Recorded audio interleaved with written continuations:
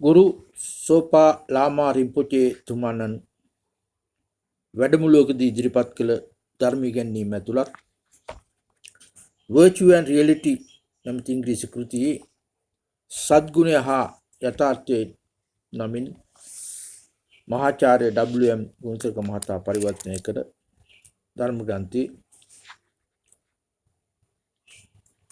8 වෙනි කොටස. ඉවසීම හා කාරුණික හදවත. ශාක්‍ය මුනි බුදුන් වහන්සේ මෙසේ පවසා ඇත. කිසිදු හානිකර ක්‍රියාවක නොයෙදෙන්න. යහපත් ක්‍රියා පමණක් කරන්න. ඔබේ සිත දමනය කරගන්න. බුදුරුන්ගේ ඉගැන්වීමයි. සබ්බ පාපස්ස අකරණං කුසලස්ස උපසම්පදා සචිත්ත පරියෝදපනං ඒතම් බුද්ධානු ශාසනං. එහි තේරුම කුමක්ද? මහා කාරුණිකයන් වහන්සේගේ පරිපූර්ණ ඉගැන්වීමම ඊට ඇතුළත් වේ. එය ජීවී සත්‍යම වන අපට කියන්නේ අපට අවශ්‍ය වන්නේ දුක නොව සතුට තෘප්තිය පමණක් බවත් එම අරමුණ ඉටු කරගන්නේ කෙසේද කියාත්. සතුට හා දුක පැමිණෙන්නේ කොහෙන්ද? සතුට හා දුක පැමිණෙන්නේ කිසිදු බාහිර බලපෑමකින් නොව අපගේම මනස් හා සිතිවිලි වලින් ප්‍රේරණය කරන ලද ක්‍රියා මගින්. ධනාත්මක ක්‍රියාවන් මගින්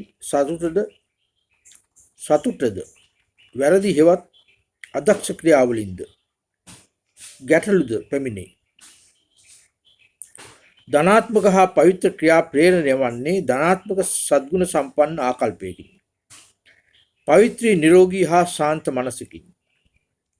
සියලු සතුට හා සුඛය අපගේ එදිනදා ජීවිතයේ తాවකාලික සතුට හා විමුක්තිය හා බුද්ධ බෝධියේ පරමාර්ථමය සුඛය පැමිණෙන්නේ ධනාත්මක ආකල්පයක් හා සද්ගුණ සම්පන්න ක්‍රියාවලින්. පවිත්‍ර මනසකින්. විමුක්තිය යනු නැවත ඉපදීම, වයසට යාම, අසනීප හා මරණයත් ඊට හේතුවත් ඇතුළත් සියලු දුක් අවසන් වීමේ. බුද්ධ බෝධිය හෙවත් මහා පරිනිර්වාණයෙන් පසු මනසේ සූක්ෂම ක්ලේශයන් පවා නැසී යන සියලු ප්‍රත්‍යක්ෂයන්ගේ පරිපූර්ණත්වයකි. සෑම ජීවී සත්වයාටම මෙම තත්ත්වයට පත්වීමේ හැකියාව ඇත. ඒ සිදුවන්නේ ධනාත්මක ප්‍රේරණයෙන් හා කුසල කර්මවලින්. සියලු ධනාත්මක ප්‍රේරණයෙන් හා කුසල කර්මවලින්. සියලු දුක් පැමිණෙන්නේ ජීවී සත්වයන්ගේ ඍණාත්මක ක්ලේශයන් හා අකුසල ක්‍රියාවලින්. ඔබගේ ජීවිතයේදී යමක් ගැටලුවක් ලෙස ඔබේ මනස මගින් ලේබල් ගසන තුරු ගැටලු පිළිබඳ සංකල්ප ඇතිවීමට පෙර ඔබට කිසිදු ගැටලුවක් නැත. ඔබගේ මනසින් ගැටලු යන ලේබලය සකස් කර දෙන තුරු ඔබට ඔබගේ ජීවිතයේ කිසිදු ගැටලුවක් ඇති නොවේ.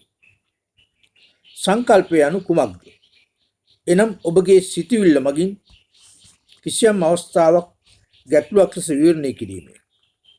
වෙනත් වචන වලින් කියවහොත් මේ විශේෂ අවස්ථාව සඳහා ඔබේ මනස විසින් ගැටලුව යන නම දෙනු ලැබීමේ.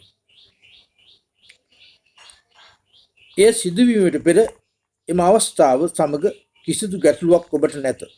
එහෙත් ගැටලුව යන ලේබලය ඔබේ මනස මගින් නිර්මාණය කොට ඒ විශ්වාස කරන මොහොතේ ගැටලුව නැමැති සංකල්පයද නිර්මාණය වේ. ජීවිත ගැටලුව නැමැති සංකල්පය ඔබ නිර්මාණය කළෙහි. ගැටලුව ඔබගේම මනසින්ම පැමිණෙන්නේ කෙසේද යන්නටද ගැටලුව ඔබගේම සංකල්ප මත රඳා පවතින්නේ කෙසේද යන්නට ගැටලු නැමැති සංකල්පයේ මතම රඳා පවතින්නේ කෙසේද යන්නටද ඒ සරල උදාහරණයක් පමණි.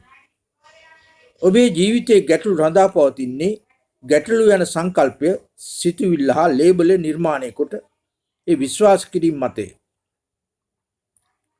එයින් පැහැදිලි වන්නේ ඔබේ ගැටලු ඒ මොහොතේ, ඒ විනාඩියේ, ඒ පැයේ ඇතිවන සිතුවිල්ල මත රඳා පවත්නා බවය. ඒ පැයේ ඒ විනාඩියේ ඒ තත්පරයේ ගැටලු ඒ වෙලාවේ ඔබ සිතන ආකාරයෙන්ම ඇතිවන බවේ. වර්තමාන මොහොතේ ගැටලුව පැමිණෙන්නේ ලේබලයක් නිර්මාණය කොට ඒ විශ්වාස කරන මේ මොහොතේ සිටිවිල්ලකනි.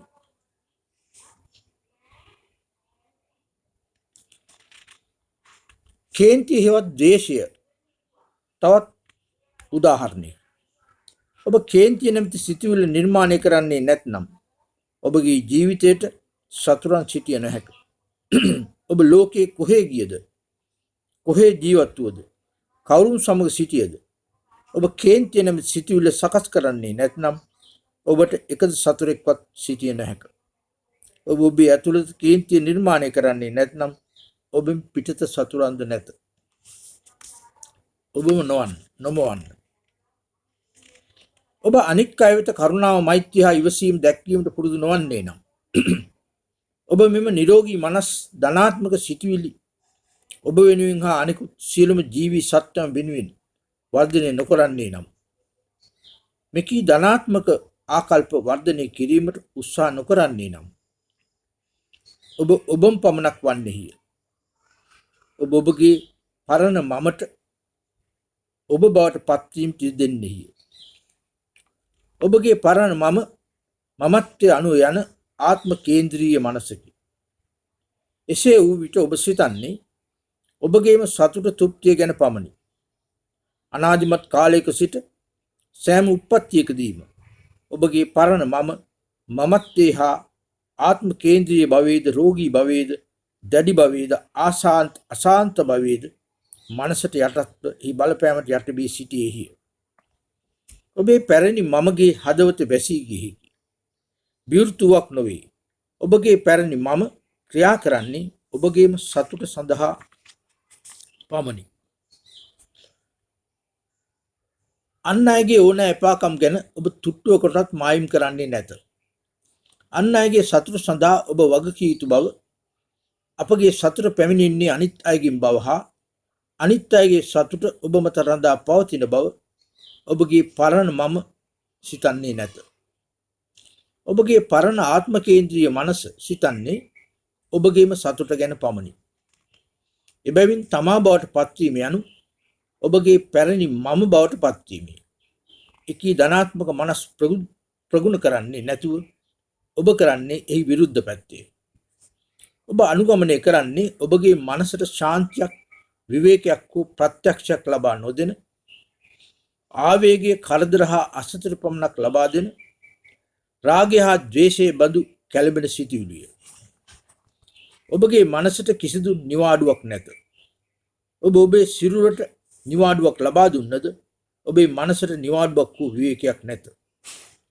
ඔබගේ පැරණි මමත්වය රාගය හා ද්වේෂයේ දිගින් දිගටම අනුගමනය කිරීමේ ප්‍රතිඵලය නම් ඔබ කිසිදා තෘප්තියක් නොලබන බවේ.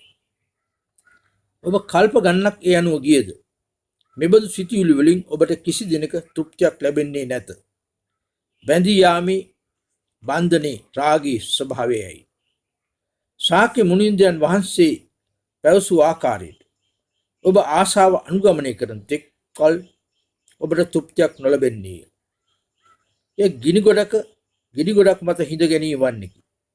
ඔබ ගිනිගොඩ මත ඉඳගෙන සිටින් තාක්ම ඔබට නොපිලිස්සීමේ සතුට අත්දකින්නට ලැබෙන්නේ නැත. ඔබට පහසුවා නිවුණු බව අත්විඳීමට අවශ්‍ය නම් ඔබ කළ යුත්තේ ගිනිගොඩින් ඉවත්ව යාමයි. ඒ තර්කානුකූල වන්නාseම ඔබ ආශාව අනුගමනය කරන තාක් කල්ම ඔබට අභ්‍යන්තර ශාන්තිය, සැබෑ සතුට හා සැබෑ විවේකය ලැබෙන්නේ නැත. ඔබේ හදවතට නිවාඩුවක් නැත. ඒ පරණ මම ක්‍රියාත්මක වීම නිසාය. රෝලිං ස්ටෝන් පෙරළන ගල් නැමැති ගායක කණ්ඩායම මම උත්සාහ කළා ඒත් නොමැත මට කිසිදු තෘප්තියක් යයි ගායනා කරන විට ඔවුන් සැබීම කරන්නේ ලාම්රීම් උපදේශයක් දීමේ. ගිටාරයට අනුව ලාම්රීම් උපදේශයක් දීමේ. ඔවුන් කළේ භාවනාව ඉගෙනීම. ඔබට හොඳ හදවතක් නැත්නම්, ඔබට තෘප්තියක් නැත්නම් එනම් ඔබ කරන්නේ අත්දකින්නේ ආසාවේ හා බැඳී යාමේ දුක්බර මනස් පමණක් නම් ඔබ මෛත්‍රිය හා කරුණාව වර්ධනය නොකරන්නේ නම් ඔබගේ රැකියාවෙන් මද ඉසිබුවක්ගෙන ඔබේ සිරුර වෙරළට රැගෙන ගියද ඔබේ මනසට නම් විවේකයක් ලැබෙන්නේ නැත. ඔබට මානසික ශාන්තියක් නොලැබෙන්නේ ඔබ රාගය හා ද්වේෂයකින් පැන්නගින නිරන්තර ගැටලු රැගෙන ගිය නිසායි. ඔබට හොඳ හදවතක් නැති නිසා ඔබට අන් අය වෙනුවෙන් කැපවෙන්නට බැරි වෙන බැවින් ඔබේ හද තුල පරිපූර්ණත්වයක් මස්තක ප්‍රාප්තියක් නැත. රාගය හා ද්වේෂයේ කැළඹෙන සිතුවිලි නිසා ඔබට තෘප්තියක් නැත. අත්දකින්න ලැබෙන්නේ නිරන්තර ගැටලුවයි. සියලුම ගැටලු වලට පදනම් වන්නේ ඔබගේ භාවමය සිතුවිලි චින්තනය.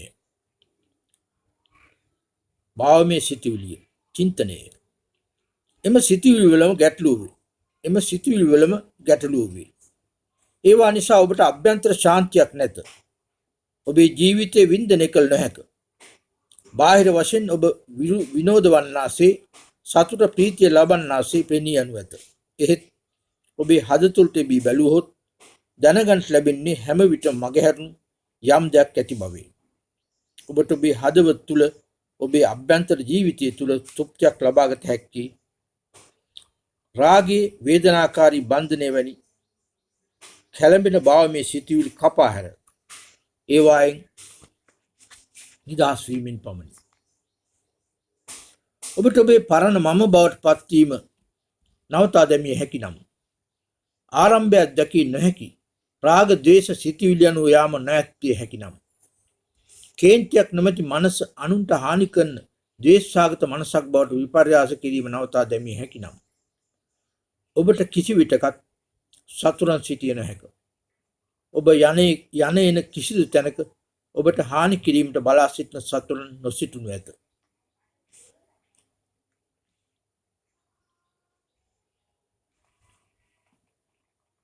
සෝපාලාමා රිම්පුතේ ගුරුතුමාණන් වහන්සේගේ සද්ගුණය හා යථාර්ථය යන කෘතියේ 8 වෙනි පරිච්ඡේදයේ මින් කරමි. මෙම කොටසින් කියවුණු ධර්ම චින්තනය වර්තමානයේ ශ්‍රී ලංකාව මුහුණ දෙන මෙම සමාජ දේශපාලන අර්බුදයට ගොනු වී සිටින සියලුම දරුදැරියන්ටත් එම උද්ඝෝෂණයට විශේෂ වී අභියෝගයට මුහුණ දී සිටින ශ්‍රී ලංකාවේ සියලු දේශපාලකයින්ටත් මෙම බලවත් ඉගැන්වීම් උපකාරයක් වේවා. තෙරුවන් සරණයි.